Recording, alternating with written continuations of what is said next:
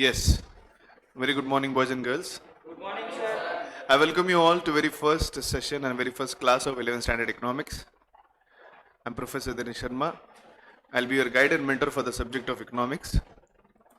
I promise you that we'll be learning many more new things about the subject. Overall, मैं कैसे पढ़ाता हूँ इसकी छोटी सी झलक आपने जनरल डिस्कशन ऑफ सब्जेक्ट्स में देखा है, जहाँ पर मैंने टैक्स के बारे में बहुत सी चीज़ें आपको बताई, बैंकिंग के बारे में बहुत सी प्रैक्टिकल चीज़ें सिखाई. ठीक उसी प्रैक्टिकल ओरिएंटेशन टेक्निक और प्रैक्टिकल एप्लीकेशन ऑफ स्किल्स को ध्यान रखते हुए हम हमारा सिलेबस आगे बढ़ाएंगे. My dear friends, state board का जो सिलेबस है आज से 3 साल पहले चेंज किया गया, सॉरी 2 साल पहले. अभी ये जो बैच हुई जहाँ पर 65 स्टूडेंट्स थे जिन लोगों ने एग्जाम्स लिखी, that is the second batch after the change the syllabus. Earlier जो कुछ भी सिलेबस स्टेट बोर्ड का हुआ करता था वो स्टेट बोर्ड का सिलेबस ज़्यादा से ज़्यादा रटने का यानी सिर्फ मगअप करने का था. लेकिन ये दौर, ये जनरेशन मगअप करने वाली जनरेशन नहीं है. यहाँ पे स्किल बेस्ड नॉलेज की ज़रूरत है. यहाँ पर अब स्किल बेस्ड नॉलेज की ज़रूरत है. It is said and understood that bye 2050 India will be a super power like America. आज दुनिया में सबसे बड़ी इकोनॉमी कौन सी है? यूएस की, right? US is the biggest economy. If you know about the economies, India ranks on which place? Can you tell me? दुनिया में सभी देशों के आर्थिक व्यवहार यानी इकोनॉमिक साइज के हिसाब से, जैसे भारत पॉपुलेशन में कौन से पायदान पर है? सेकंड है ना. फर्स्ट कौन है? चाइना. अब मुझे उस हिसाब से बताइए इकोनॉमिक वाइज इंडिया कौन सी पोजीशन पे है? हमारी देश की जो इकोनॉमी है, पैसे के मामले में भारत कौन से नंबर पे आता है? पैसे के मामले में सबसे बड़ा देश कौन सा है? यूएस. ये बात तो सबको पता है ना. तो भारत पैसों के मामले में कौन से नंबर पे आता है? पॉपुलेशन के मामले में हम 2 नंबर पे है. 1 नंबर कौन से इसमें है? चाय पिलाने में. चाय के प्रोडक्शन में India is number 1 in the world. India is number 1 in the world in process of producing tea, right? India is second in case of population. But what about economy? You are going to learn economics. इतना basic पता होना चाहिए कि हमारा देश आर्थिक परिस्थिति के मुताबिक दुनिया में कौन से नंबर पर आता है. 5th या 7th? हाँ, माहिती है? यस, किसी को और पता है? 5 या 7 कि 9 कि 11? Yes, any answer?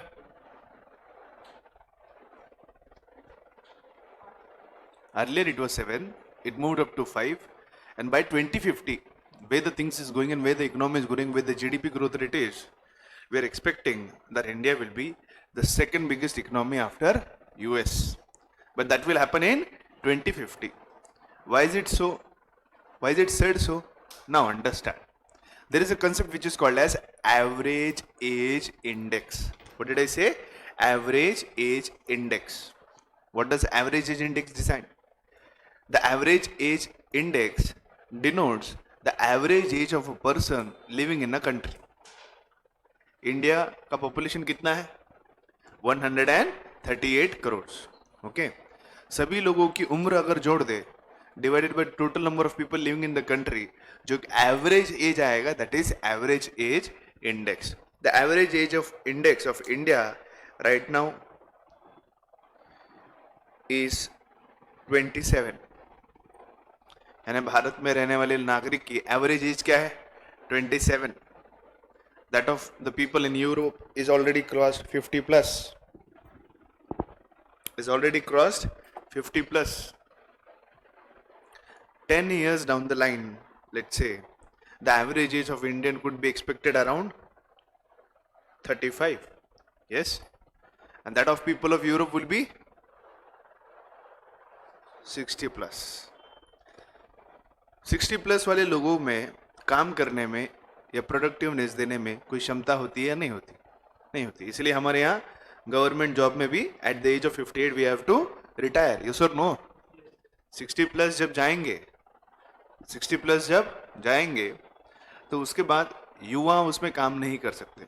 Recently Narendra Modi government and the defence ministry has announced a new scheme for the armed forces. What is the name of the scheme? Agnipath नहीं रे बेटा, ज्यादा पिक्चर मत देख. अग्निपथ, जीवन एक Agnipath, Agnipath Agnipath Agnipath.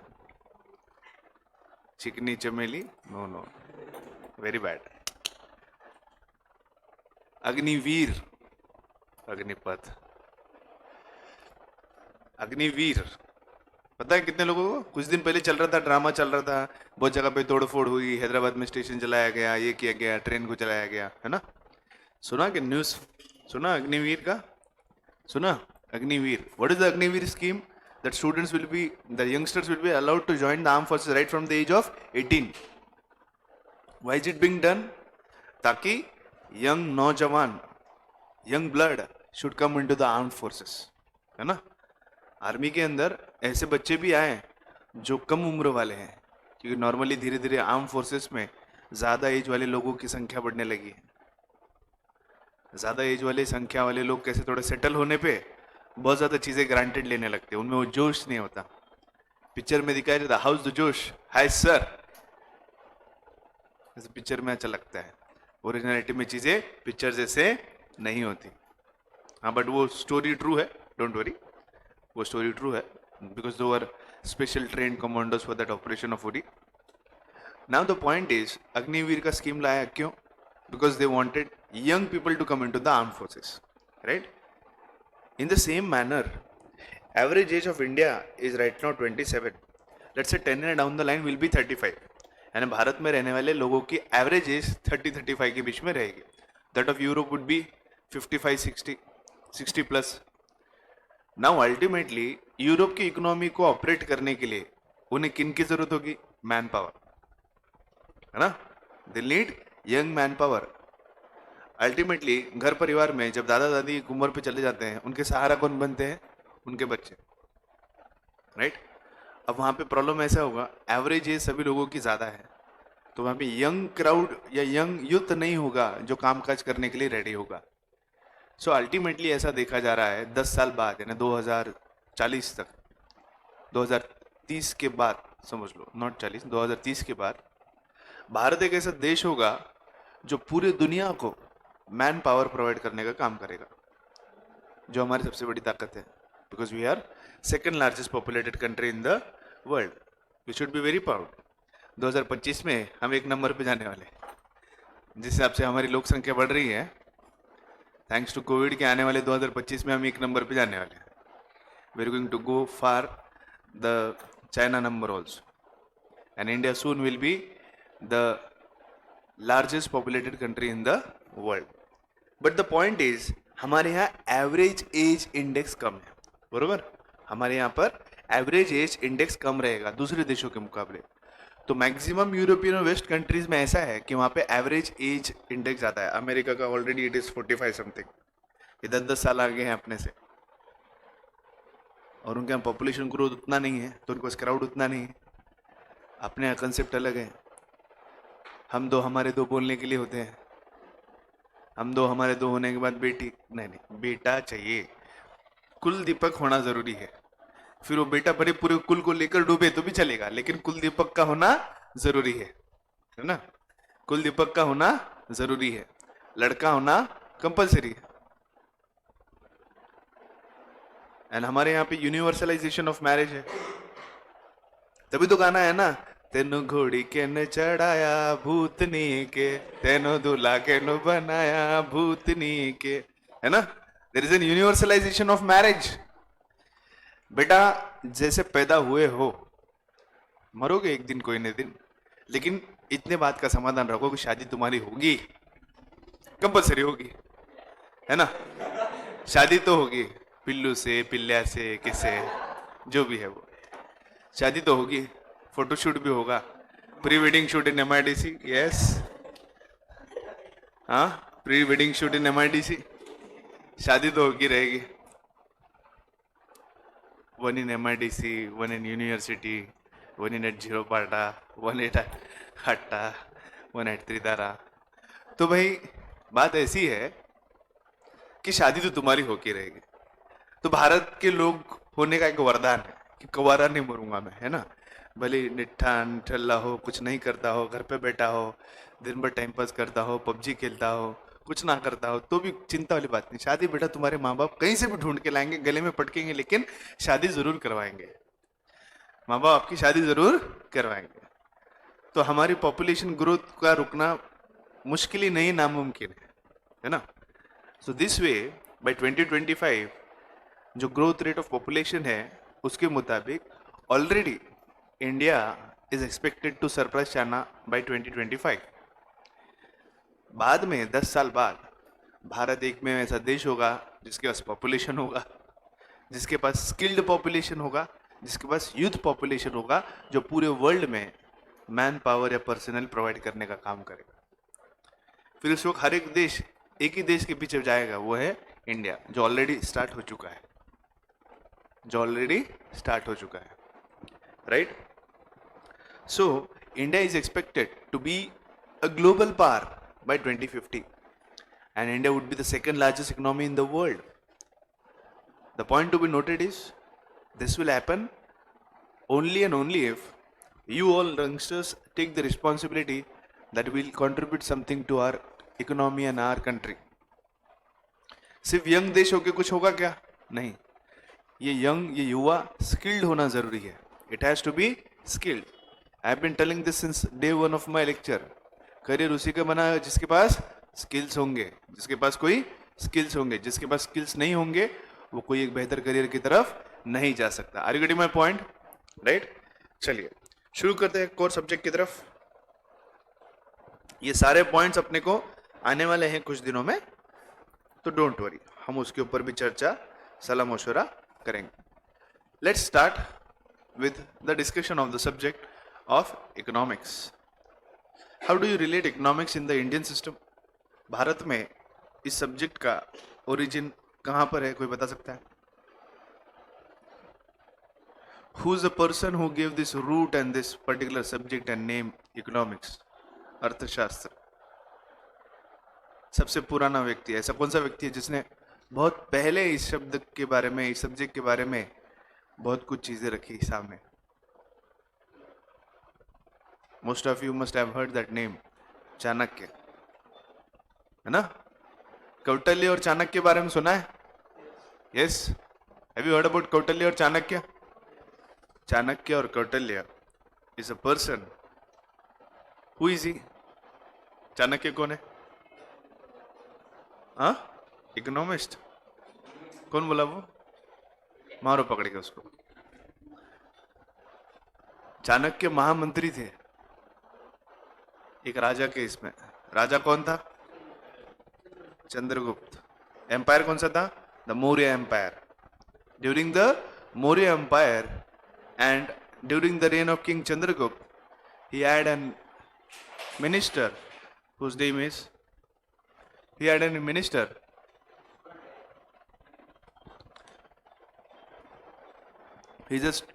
He had his minister whose name was Chanakya.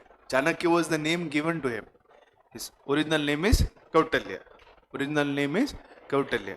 So Chanakya by default is the first person who talked about this subject and economics. This subject and economics, right? Okay. Please, Bharat में economics इस विषय के शुरुआत करने वाले व्यक्ति कौन थे? Chanakya.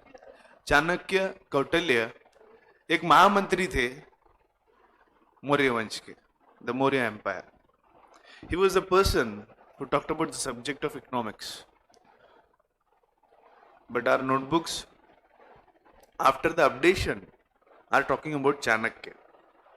Earlier in the old syllabus, he was not even given any importance. There was not even name of Chanakya in an entire textbook of economics. What has the Modi government done? They emphasized more on Indian people and philosophers who have contributed in various fields of education. ये अब नए किताब में चाणक्य के बारे में नाम है, उसका सब कुछ उल्लेख है, लेकिन पुराने वाले सिलेबस में कहीं पर भी चाणक्य का उल्लेख तक नहीं है. The people in the world say that the father of economics is Adam Smith, which is a lie. एक झूठ है. 1700 में समथिंग एडम स्मिथ ने इकोनॉमिक्स के बारे में अपनी थियरीज रखी. उससे 200 साल पहले चाणक्य आए थे, जिन्होंने अपनी किताब लिखी थी अर्थशास्त्र. The book which is written by Chanakya is named as Arthashastra or Economics. So he talked about the subject hundreds years before Adam Smith talked about the particular subject. Okay. Now let us start with the subject of economics. Economics is a science. What did I say? Economics is a science. School में आप science पढ़े हो, है ना? Chemistry, biology, physics पढ़े हो ना? What is a science? Moral one. Science यानी क्या होता है? विज्ञान. नाइस, समझ रहे हो? What is science? साइंस म्हणजे काय? बी कंफर्टेबल, मराठी में बोल सकते हो, जरूरी नहीं इंग्लिश में ही जवाब देना है. साइंस पढ़े हो स्कूल में? Okay.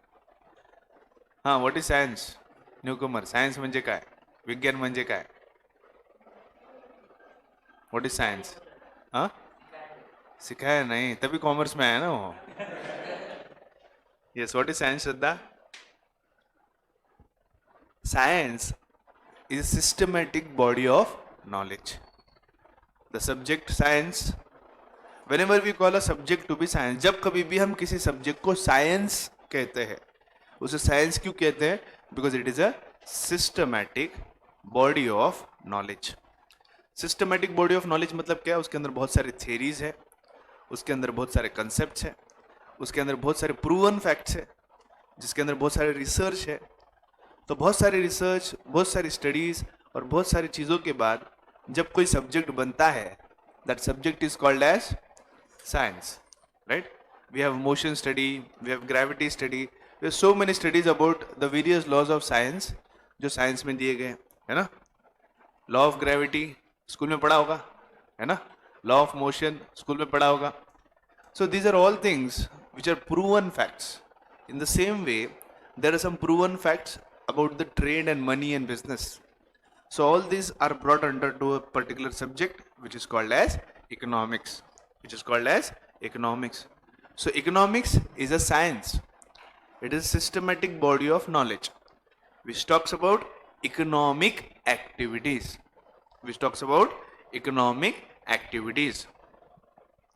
Economics, this word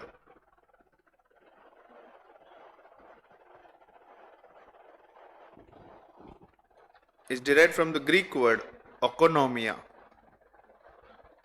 economics इस सब्जेक्ट का नाम, इकोनॉमिक्स कहां से गिरा? From the Greek word oikonomia. क्या बोल रहा हूं मैं? ओकोनोमिया, ग्रीक वर्ड. ओकोनोमिया का मतलब क्या है? What do mean by oikonomia? Management of household. Let's take an example. आपका नाम क्या बेटा? आदित्य.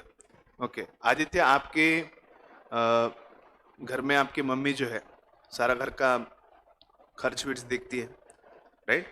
अब आदित्य की मम्मी अपने पापा के द्वारा दिए गए पैसों के अंदर पूरे मंथ का मैनेजमेंट करते हैं. ओके.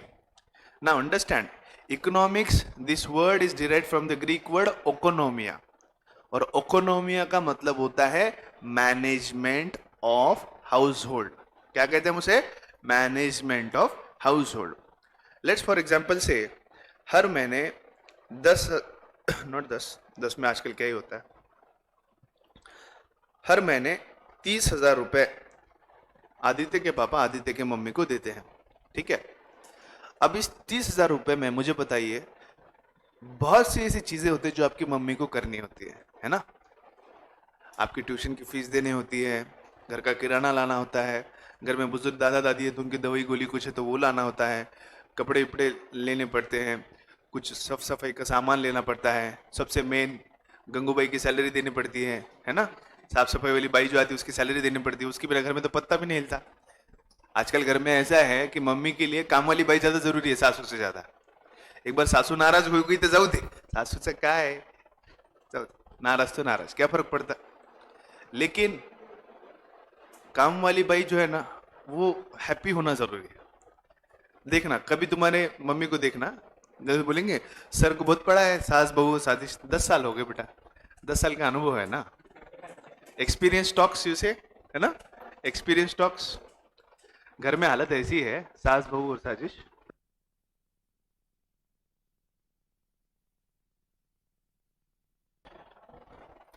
सास बहू और साजिश, घर में हालत ऐसी है कि बहुरानी जो है वो सासू के पीछे पीछे कम करती है.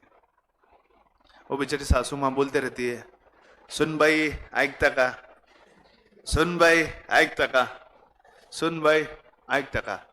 सुन बाई क्या बोलते, नहीं नहीं नहीं, काय घेणं नाही.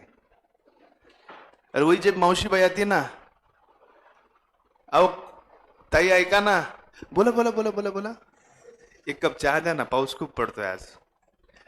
2 मिनिटात आणते आता, तुरंत 2 मिनट में उसको मौसी बाई को चाय देंगे. वही तुम्हारी दादी बोलती रहेगी कि भाई चाय बनाओ बहुरानी, थोड़ा काम में हूं मम्मीची बाद में बनाऊंगी, है ना, आई सध्या कामामध्ये आहे, मी नंतर बनवून. ऐसा है फैक्ट है जो है वो, क्योंकि बाई की ज्यादा डिमांड है आजकल. Economics is derived from the Greek word oikonomia which means management of household. हर महीने 30,000 रुपए इनके पापा इनके मम्मी को देते हैं, राइट. अब बात समझनी ये है, 30,000 में सिर्फ 1-2 काम होते हैं या बहुत सारे काम जो है उनको करने पड़ते हैं, बहुत सारे काम होते हैं जो उन्हें करने, हाँ या ना. नाउ लेट्स से हर महीने बहुत सारी चीजें होती है, लेकिन ऐसा होता है कि फिक्स होता है कि हर चीज फिक्स होती है कि जो करना है, या फिर घर में सडनली बहुत सी चीजें आ जाती है जो हमें करनी पड़ती हैं. बहुत बार घर में मेडिकल इमरजेंसी आ जाती है, बहुत बार घर में अचानक से कोई नेचुरल कैलामिटी के से कहीं दीवार टूट जाती है, कहीं कुछ लीकेज होने लगता है, प्लम्बिंग का काम निकल जाता है ना. पता चलता है अचानक से बाथरूम में सब ऊपर टंकी में पानी है, या फिर ऊपर टंकी में पानी नहीं जा रहा है, बोर रुक गई है, बोर में से पानी नहीं आ रहा. तो ऐसे अनअवॉइडेबल एक्सपेंसेस भी सामने आते रहते हैं, है ना. और इसके बाद सबसे पसंदीदा चीज आपकी मम्मियों की शॉपिंग, है ना. मम्मी को तो लगता है हर महीने में एक नई साड़ी लूं, है ना. आपकी मम्मी को लगता है हर महीने में कोई साड़ी लूं, और उसके अलावा किटी पार्टी में जाऊं, बीसी, हर महीने टू महीने, है ना. हंस रहा है, देखिए मतलब बरोबर है. तू हंस रहा है. नहीं नहीं सिर्फ हंस रहा. बड़ा अनुभव है इसको भी. तो मम्मी के लिए साड़ी लेने जाना है, मम्मी साड़ी लेने, और इसके मम्मी को साड़ी लेना है, मम्मी को ज्वेलरी लेना है, मम्मी को किटी पार्टी में जाना है, मम्मी को सारे खर्च भी मैनेज करने हैं, और ऊपर से तुम चले जाओ कि मम्मी थोड़े 1,000 रुपए देना, नवीन शर्ट घ्यायचं है. कैसे थे क्या, पहले वाले पेन, पहले वाले नहीं पहन रखे क्या, नए कपड़े क्या, और खुद जाके ये साड़ी अच्छी है क्या, ऐसा मम्मी का सब लॉजिक होता है. लेकिन उसके बावजूद एक चीज नोट करो, हर महीने जो चीजें करनी होती है वो सब चीजों का अगर हम वैल्यू निकालें तो वो लगभग 40,000 50,000 का होता है. हर महीने हर घर की कहानी है कि हमारा बजट सरप्लस जाता है, खर्चा जो है हमारे बजट के बाहर ही जाता है, लेकिन उसके बावजूद भी हमारा घर चलता है, ठीक से चलता है. क्यों चलता है? Because there is proper management of house hold. Mummy के पास 30,000 रुपए है, लेकिन हर महीने ऐसा होता है मम्मी को कि 40 से 50,000 रुपए खर्च होता है. तो फिर ऐसे में जो 20,000 रुपए सरप्लस खर्चे हैं, इनमें से बिना काम के बेफिजूल के जो खर्च है मम्मी वो अवॉइड करती है. जरूरी खर्चे कौन से हैं? बच्चों की ट्यूशन, घर में बड़ों की दवाइयाँ, काम वाली बाई की पेमेंट, दूध वाले का पेमेंट, किराना वाले का पेमेंट, जो बेसिक लाइफ को रन करने के लिए जरूरी है. सब्जियों का बिल, है ना, सब्जियों का बिल, क्लीनिंग मटेरियल, ये सारे चीजों के ऊपर पहले पैसा खर्च करती है. बाद में अगर काट कसर करके अगर बचत कर लेती है तो फिर उसके लिए वो पैसे फिर वो साड़ी में, अपने जो बाकी चीजें हैं उसके लिए खर्च करेगी. कभी ऐसा हुआ है क्या, इनके मम्मी को 30,000 रुपए दिए और इनकी मम्मी की मस्त पैठनी लेकर आ गई 25,000 रुपए की? अगर ऐसा इनकी मम्मी करे तो इनको घर पे बैठना पड़ेगा, इनके पापा को भूखा रहना पड़ेगा. और भूखा आदमी क्या क्या कर सकता है तुम्हें बोलने की जरूरत नहीं. फिर वो गुस्सा करता रहेगा, डांटता रहेगा, और फिर घर में डिशुम डिशुम डिशुम डिशुम शुरू हो जाता है ना। ऐसा कभी करती है कि मम्मी, इनके मम्मी को पूरे महीने का बजट दिया है 30,000 रुपए, और उनकी मम्मी जाकर 25,000 की साड़ी लेकर आ गई। Why should boys have all the fun. मैं भी लेकर आ गई मेरे लिए साड़ी। अब 5,000 के बजट में करो मैनेज। अब इसमें बड़ों की दवाइयाँ रह गई, इसकी ट्यूशन रह गई, पढ़ाई लिखाई रह गई, मौसी भाई रह गई, सब रह गया, सिर्फ मैं साड़ी के ऊपर खर्च करूंगी। ऐसे करती है मम्मी? कभी नहीं करती। मम्मी दिए गए बजट में पूरा महीना बहुत अच्छे से मैनेज करती है ना मैनेज। उसके अंदर से भी बचत करती है, सेविंग करती है, और उन सेविंग के पैसों से अपने जो कुछ भी शौक है, साड़ियाँ हैं, चीज़ें हैं, मेकअप का सामान है, ज्वेलरी है, उसे खरीदने का काम करती है। मेन बजट को हिलाकर ये सब चीज़ें नहीं करते। क्यों नहीं करते? क्योंकि उनको पता है कि बाकी चीज़ों में पैसे पूरे खर्च कर दिए तो फिर ऐसा हो जाएगा कि घर कैसे चलेगा, है ना। घर कैसे चलेगा? चलेगा क्या घर ठीक से? नहीं। लेकिन हर कोई क्या अपने घर में ये चीज़ देखता है, हर महीने मम्मी को एक तय राशि होती है, और उसी बजट के अंदर मम्मी बरोबर पूरा महीना चलाती है। सब लोग एग्री करेंगे? हाँ या ना? सबके घर पे होता है ना? ए डब्ल्यूआर, होता है ना सबके घर पे ऐसे कि हर महीने एक फिक्स्ड अमाउंट दिया जाता है। हर महीने एक फिक्स्ड अमाउंट दिया जाता है, और उस फिक्स्ड अमाउंट के मुताबिक जो है घर खर्च चलता है, और ये घर खर्च मैनेज करने का काम कौन करता है? आपकी मम्मी करती है। This is called as management of household. इस मैनेजमेंट ऑफ हाउस होल्ड को ग्रीक में कहा जाता है ओकोनोमिया, और उस ओकोनोमिया शब्द से सब्जेक्ट का नाम आया इकोनॉमिक्स। क्यों आया सब्जेक्ट का नाम? Because the economics is on two fundamental principles. Economics भी इस घर के मैनेजमेंट के जैसे दो प्रिंसिपल के ऊपर है। The subject of economics is also on two principles. What did I say? The subject of economics are also on two principle. Management of household में क्या है? बजट है और बहुत सारी चीजें करनी है, फिर भी उसका मैनेजमेंट करना है, फिर भी उसका मैनेजमेंट करना है। ठीक उसी हिसाब से इकोनॉमिक्स के दो बेसिक प्रिंसिपल्स हैं। What is the first principle? Says human wants are unlimited। पहला पॉइंट क्या है? Human wants are unlimited. क्या हमारी इच्छाएं अनगिनत है? हाँ या ना? क्या हमारी इच्छाएं अनगिनत है? यहाँ क्लास में बैठे बॉयज को लगता है मेरे पास भी एक स्पोर्ट्स बाइक हो, है ना, मेरे पास भी स्पोर्ट्स बाइक हो, यूज करने के लिए मेरे पास आईफोन हो, फोटोज खींचने के लिए एक डीएसएलआर हो, है ना, फोटोज खींचने के लिए एक डीएसएलआर हो, फोन पे बात करने के लिए एक आईफोन हो, है ना, लग्जरियस वॉच हो, लग्जरियस शूज हो, लग्जरियस जैकेट हो, है ना, हर चीज महंगी से महंगी हो। लगता है ना? हर किसी को लगता है, हर किसी को लगता है भाई मेरे पास BMW बाइक है, मुझे लगता है मेरे पास BMW की कार भी होना चाहिए। पैसे कहाँ है अपने पास? क्या बोला? बाइक बेच, अब वो लोन पे लिए बेच नहीं सकते ना, क्या बोलना, अभी बहुत अड़चन चल रहा है। कुछ नहीं बेटा, ज्यादा नहीं, 4 लाख रुपए की है, सस्ती है।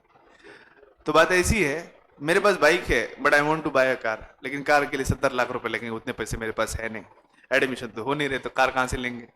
घर से तो बहुत गरीब हूं मैं, क्या बताओ तुम लोग को, बहुत ज्यादा गरीबी है घर पे। हाँ, क्या बोला? Joke of the day?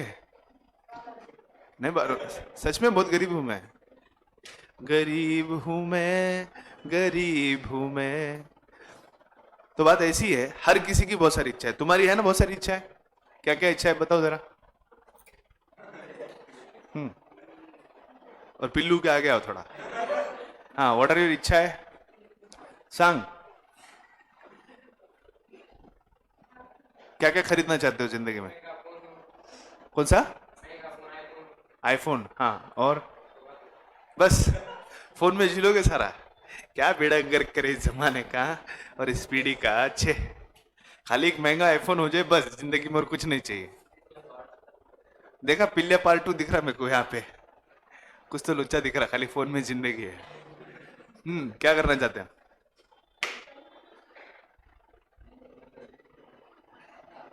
हाँ, कार खरीदनी है, महंगी से महंगी। कौन सी कार खरीदनी है तुम्हें? जो बजट में है। बजट में आए तो फिर वो इच्छा क्या है?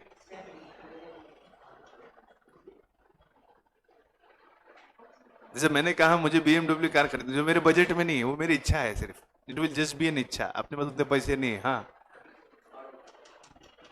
ऑडी खरीदनी है, चलो अच्छी बात है। क्या करना है निर्णय, देखो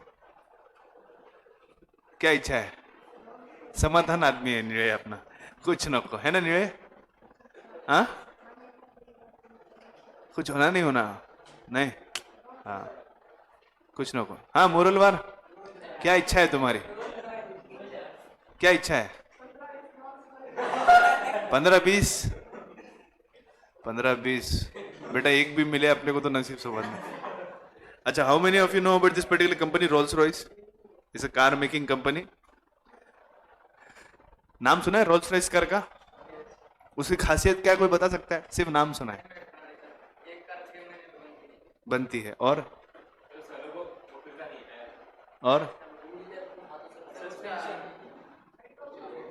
ओरिजिनल रोल्स रॉयस कंपनी क्या, ये कार मेकिंग कंपनी, ये यही तो प्रॉब्लम है। कौन सी है वो? एयरलाइन कंपनी है, एविएशन कंपनी है, जो एरोप्लेन बनाती है। एविएशन एरोप्लेन कंपनी है रोल्स रॉयस, जो कार बनाती है। It is not originally automobile company, it's an aviation company जो एरोप्लेन बनाती है, सिर्फ स्पेसिफाइड कार बनाती है। कोई भी खरीद सकता है क्या रोल्स रॉयस?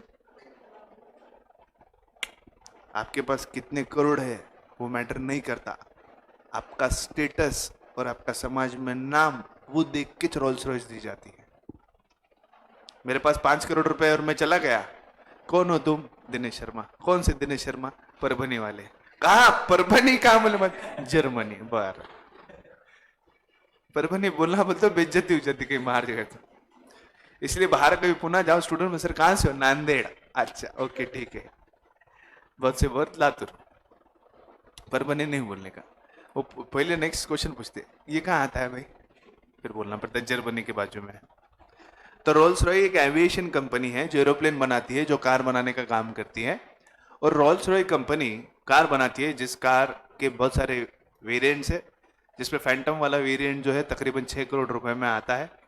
बात पैसे की नहीं है, कितने करोड़ आपके पास है नहीं है, आपका सोसाइटी में स्टेटस देखकर वो गाड़ी देते हैं। जैसे वो गाड़ी अमिताभ बच्चन को दी गई, वो महानायक है, ऐसे व्यक्ति को उनकी गाड़ी, वो क्या बोलते हैं, गाड़ी बेचने से ज्यादा हमारी गाड़ी कौन सा व्यक्ति यूज करता है, उसका समाज में स्टेटस क्या है, वो कितना पॉपुलर है, उसने कितने अच्छे काम किए, उसके मुताबिक उस व्यक्ति को गाड़ी मिलती है। ऐसे किसी को भी गाड़ी नहीं मिलेगी। आपका सोसाइटी में कंट्रीब्यूशन क्या है, प्लस उसके बाद आपके पैसे देने की कैपेसिटी है, वो सब देखकर ही रोल्स रॉय गाड़ी दी जाती है।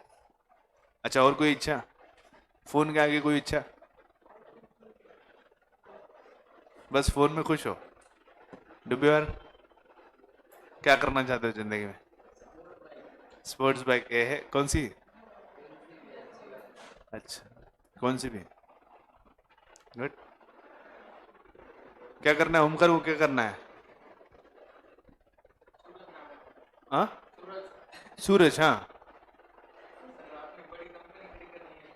हाँ, अच्छा होशियार बच्चा है, पैसा सही जगह पे निवेश करेगा, ये होशियार है, इसको बोलते मारवाड़ी वृत्ति है ना। सीखेगा मुझसे, बहुत कुछ सीखेगा। हाँ, क्या करना चाहते हो श्रद्धा? बहुत सारे पैसे से बहुत सारी शॉपिंग, चिटिया कलैया वे, है ना? क्या करना है? बहुत सारे पैसे से क्या करना है? बहुत सारे कपड़े खरीदने हैं, बहुत सारे शूज खरीदने हैं, बहुत सारे बैग खरीदने हैं। अपना तो भी ठीक है। हाँ हाँ,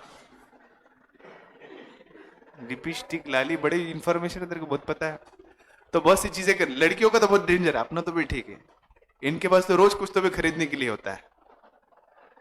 एक दिन लास्ट ईयर में ऐसे पूछ रहा था कि मेकअप कैसे किया जाता है, तो पता चला मेकअप करने के लिए 70 प्रकार के सामान यूज किए जाते हैं, और उसके बाद भी मन का समाधान नहीं है तो उसके ऊपर भी फिल्टर लगा के फोटो लेते हैं। मतलब हद है यार, एक तो 70 तरह की चीजें चेहरे पे लगाई है, उसके बाद भी मन का समाधान है, उसके ऊपर फिल्टर लगा रहे हैं, कमाल है।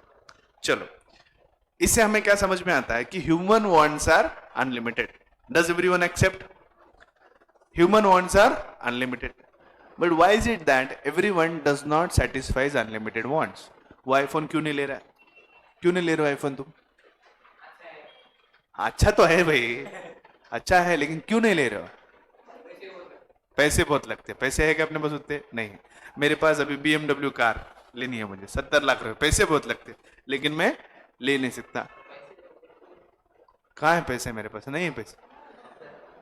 हाँ, रोल्स रॉयस वाला, रोल्स रॉयस क्यों नहीं ले रहा है? क्योंकि पैसे नहीं है। इनको भी 1 लाख रुपए की शॉपिंग करनी है, लेकिन इनके पास उतने पैसे थोड़ी है 1 लाख रुपए की शॉपिंग आज करने दे ऐसे, है ना। नायका का ऑफर चल रहा है, लेकिन कोई यूज नहीं। आज के डेट में कोई खरीदने के लिए नहीं देगा। उसको स्पोर्ट्स बाइक लेना है, क्यों नहीं लेगा? क्योंकि आज स्पोर्ट्स बाइक लेने के लिए अब BMW का ये मेरा वाला रेंज तो कम है, इसके बाद डायरेक्ट 1000 सीसी है। 1000 सीसी की कीमत ही 23 लाख रुपए। तो उतने पैसे बाइक के ऊपर खर्च करने के लिए है क्या? नहीं है। सो इससे हमें सेकंड प्रिंसिपल समझ में आता है,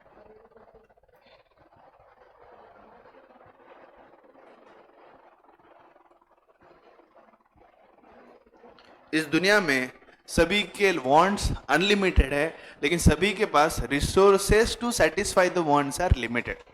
human wants are unlimited, human wants are unlimited, but the means to satisfy them are limited. घर में क्या होता है? जरूरतें बहुत सारी होती है, लेकिन मम्मी का बजट कम होता है, उसके बाद भी हाउस होल्ड मैनेजमेंट होता है। वैसे ही आमतौर जिंदगी में human wants are unlimited, but the means to satisfy them are limited, but still we live a good life, but still we live a good life. जो भी फोन हो, मेरे जैसे गरीबी का वीवो फोन, जो भी हो, जैसा फोन हो, उसे मैनेज करके हम हमारी जिंदगी का गुजारा कर लेते हैं। सो इस बिहेवियर को जिस सब्जेक्ट में समझा जाता है उसे कहते हैं इकोनॉमिक्स। समझ में आया इकोनॉमिक्स को इकोनोमिया से क्यों जोड़ा जाता है? Economics is direct from the Greek word oikonomia. Oikonomia means management of household. Oikonomia means management of household. क्यों हाउस होल्ड बोला जाता है? क्योंकि इकोनॉमिक्स के दो प्रिंसिपल्स है, human wants are unlimited and the means to satisfy them are limited. Human wants are unlimited but the means to satisfy them are limited. अब बात आती है आगे की तरफ। इकोनॉमिक्स इस सब्जेक्ट के दो ब्रांचेस हैं।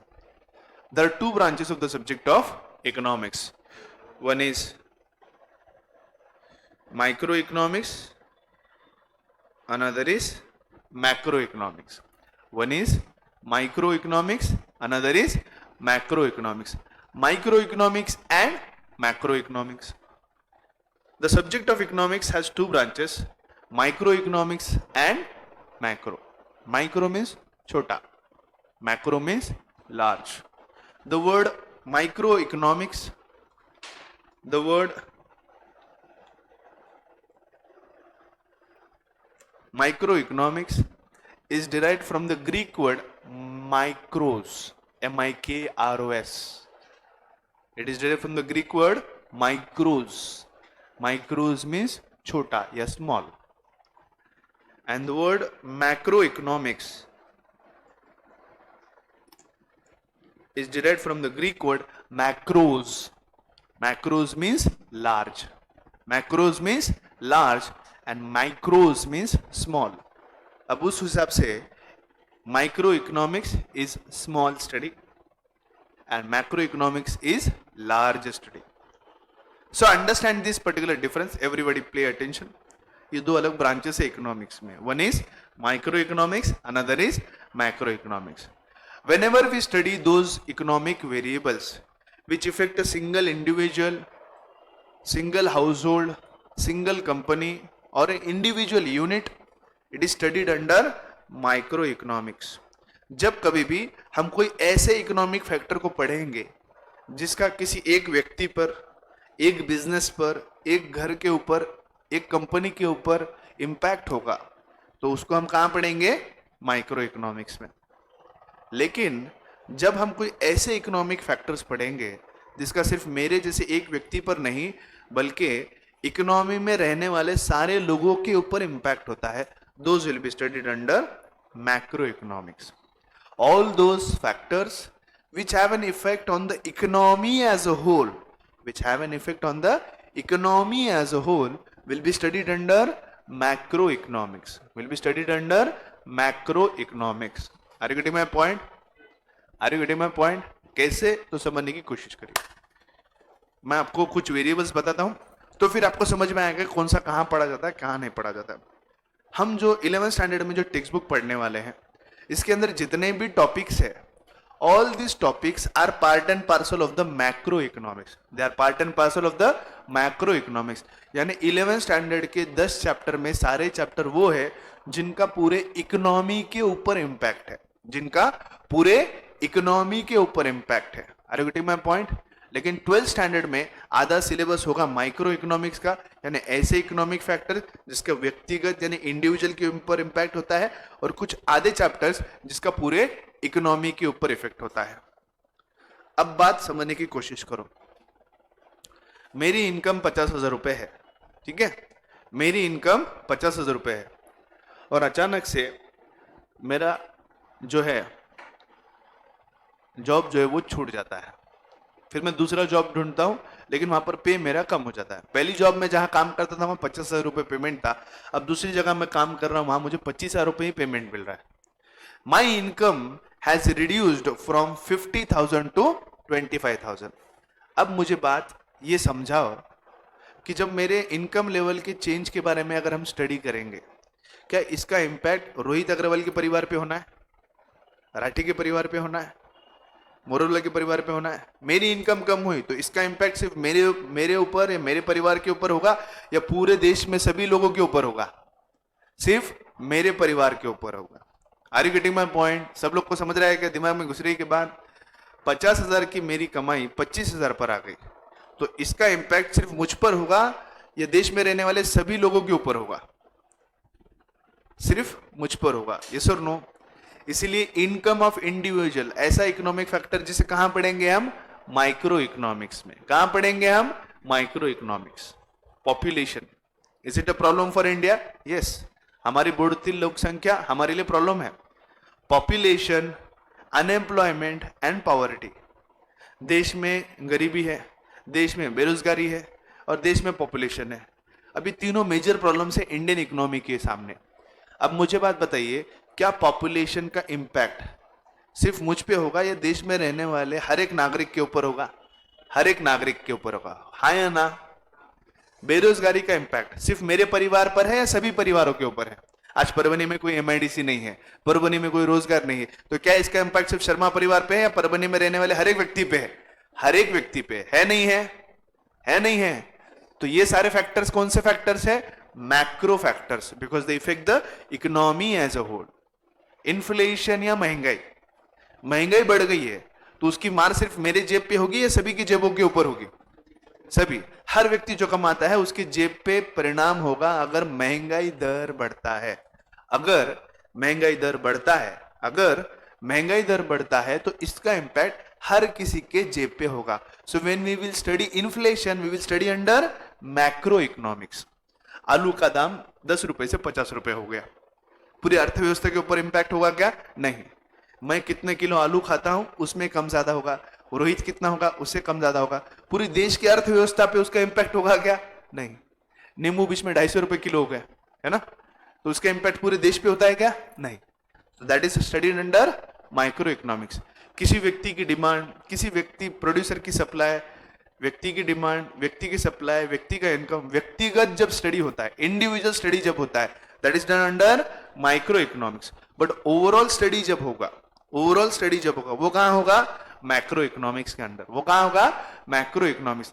Under macro economics we study all those factor which affect the economy as a whole, which affect the economy as a whole. Under micro economics we study those factor which affect only an individual group और company. Are we okay and clear? सब लोग को clear है, समझ में आ रहा है? So the word economics is derived from the Greek word oikonomia, which means management of household. The economics has two branches, microeconomics and macroeconomics. सबको समझ में आया माइक्रो मैक्रो का फर्क? लोक संख्या का, बेरोजगारी का, गरीबी का, इसका इंपैक्ट भारत में रहने वाले सभी लोगों के ऊपर होगा, है ना? अब कोविड आया बीच में, कोविड की वजह से आर्थिक व्यवहार ठप हो गए, तो कोविड का इंपैक्ट इकोनॉमी के लिए सिर्फ मेरे परिवार पर हुआ या देश में रहने वाले हर एक परिवार पे हुआ? देश में रहने वाले हर एक परिवार पे हुआ। So if we are trying to analyze the economic changes in economy due to COVID, that will be studied under macroeconomics, not under microeconomics. Are you getting my point? Are you getting my point? Right? So the word subject economics is divided into two branches. One is microeconomics, another is macroeconomics. Microeconomics studies those factors which affect an individual, group or a company. Macroeconomics studies those factors which affect the entire economy as a whole. Are we okay and clear? सबको समझ में आया? यहाँ पर हमारा general introduction to subject खत्म होता है. Thank you so much.